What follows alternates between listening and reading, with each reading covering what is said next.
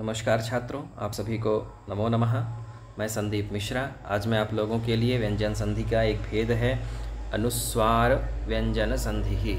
अनुस्वार व्यंजन संधि को समझते हैं। यह संधि बहुत ही महत्वपूर्ण संधि है। इसका लेखन में विशेष ध्यान दिया जाना चाहिए, जिससे हम अपना लेखन अच्छी प्रकार से शुद्ध कर सकते हैं। इसलिए सभी विद्यार्थी इस संधि को अवश्य देखें, इसको समझें किस तरह से हम लेखन में इसका प्रयोग करते हैं। तो अनुस्वार संधि की परिभाषा क्या है, इसे हमें समझना है। क्या लिखा है? शब्द के अंत में यदि माँ हो, ध्यान देना है, शब्द के अंत में यदि माँ हो तथा बाद में कोई व्यंजन वर्ण हो तो माँ को अनुस्वार हो जाता है। बहुत ही सरल नियम है, इसका ध्यान देना है। शब्द के अंत में यदि माँ हो तथा बाद में कोई व्यंजन वर्ण हो, कोई भी व्यंजन वर्ण हो, तो माँ को अनुस्वार हो जाता है। उदाहरण है माँ, यह हलंत माँ है, धन व्यंजन वर्ण बराबर क्या हो जाता है? माँ के स्थान में अनुस्वार हो जाता है। अनुस्वार का मतलब है इस प्रकार की बिंदी हो जाती है। उदाहरण दिया हरिम धन वंदे।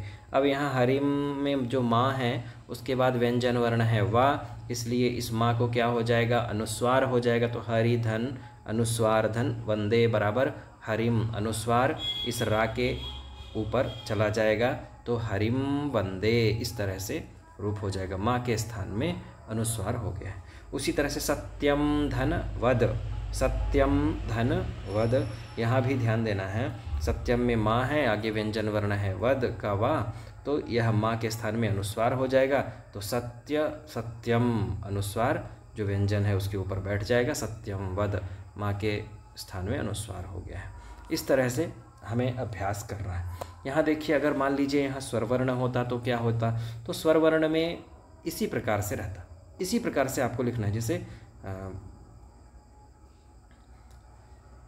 हरिम, जैसे लिखा है, अगर मान लीजिए हरिम अत्र, हरिम अत्र, अगर अत्र है आवर्ण होता तो यहाँ माँ इसी तरह से लिखा रहता या माँ जा करके उससे मिल जाता। तो स्वरवर्ण की यहाँ व्याख्या नहीं की गई है, व्यंजन वर्ण की व्याख्या की गई है।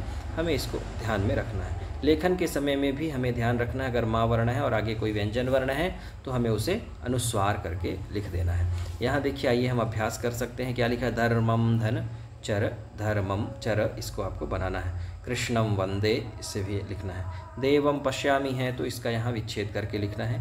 यहाँ भी वाक्यम वदामि है तो इसका भी विच्छेद करना है। कथाम वदामि का भी आपको लिखना है। गीतम गायामि का भी आपको बनाना है। इस तरह से अनुस्वार व्यंजन संधि का हम अभ्यास कर सकते हैं।